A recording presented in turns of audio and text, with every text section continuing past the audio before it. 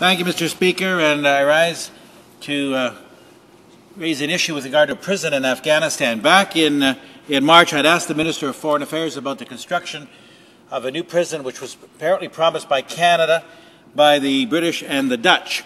And there was a letter that was sent on February the 12th, 2009. The head of the National Security Directorate for Afghanistan, Mr. Saleth, confirmed that in fact discussions had occurred. And then we apparently indicated that in fact we were not going to be building any prison. This was to, of course, house Afghan detainees.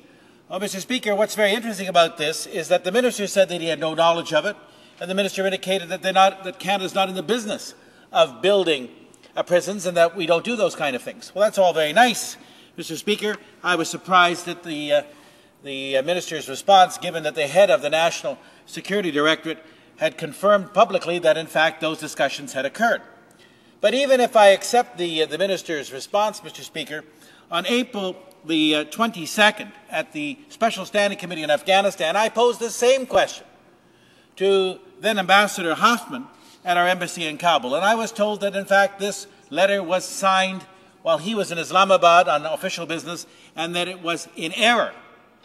Now, Mr. Speaker, I don't know how governments can be making these kind of errors where they in fact indicate to our allies that we are going to undertake to build a prison along with the British and the Dutch, and apparently it was in error. Now, how many other errors do we see on that side of the House? The fact is that we had given clear intent to build a prison.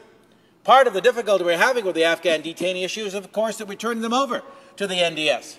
And part of that problem means that we can't keep track of what's happened to those detainees. So I found it rather interesting that the Minister indicates that he didn't know about it and that we're not in the business of doing so. Yet we have a letter dated February 2009 which clearly indicates that we are entering into an arrangement with the Afghans. And Mr. Saleth, the head of the NDS, came out and said he wanted to know what had happened. How come we hadn't delivered, along with the British and the Dutch? Now, if this is a mistake officially or misunderstanding, then I really do question this, Mr. Speaker. It is obviously not a way to conduct both foreign policy and obviously to get our allies on side. Now, Mr. Hoffman, and I want to make sure that I am very clear here, Mr. Speaker, I'm going to quote him from the committee. One of the realities of the Afghan prison system was one of the insufficient capacity. And the Canada was approached to contribute to address this issue. I quote, "We had agreed in principle to provide equipment to build capacity." Well, I'd like to know from the Parliamentary Secretary, through you, Mr. Speaker, can you give me a breakdown on the amount we were to provide to deal with this deficiency? Because very clearly, Mr. Speaker, we cannot be making these kind of errors to our allies where, in fact, we indicate the severity of the issue dealing with detainees, and yet in this same hand, we are not delivering what we promised. That obviously is not good for Canada's reputation. I'd like to know why, in fact, and the Americans, of course, as you know, don't turn them over. They have their own facility. Why, in fact, maybe the Parliamentary Secretary can clarify why Canada would not have gone in with our other allies to do this, since it would have avoided much of the problems that the government finds themselves in today with regard to redacted documents and the whole issue of who's telling the truth. Thank you, Mr. Speaker. The Honourable Parliamentary Secretary to the Minister of Foreign Affairs. Thank you, Mr. Speaker. And I would start by saying that the government does not find itself in any trouble, as contrary to what the member is saying. However, Mr. Speaker, I would like to thank the Honourable Member for his question and the opportunity to set the record straight in regards to the 2007 proposal to build a Kabul-based National Directorate Security Detention Facility, as well as to discuss our efforts to help the government of Afghanistan to meet its domestic and international obligations with respect to the treatment of detainees. Mr. Speaker, in response to the Honourable Member's question, I would like to clarify that the proposal to build the Kabul-based National Directorate Security Detention Facility in 2007 was a UK-led initiative which ultimately did not come to pass. To be clear, Mr. Speaker, Canada never promised to build a detention facility in Afghanistan. At that time of the reference letter was sent, Canada was still in the early stages of determining the scope of our support for the initiatives as part of our broader efforts to strengthen Afghan correction capabilities. To the extent of our potential support would nevertheless have been limited to ameliorating the living conditions for both staff and inmates through funding for the construction of a clinic and administrative facility. I would also like to underscore that the proposed facility would have remained in the hands of the NDS and would have been run and operated by the Afghans. Mr. Speaker, as the Minister of Foreign Affairs has said, Canada is not in the business of building or running Afghan prison. Rather, Mr. Speaker, Canada is committed to working closely with the government of Afghanistan to strengthen their capacity regarding the treatment of detainees.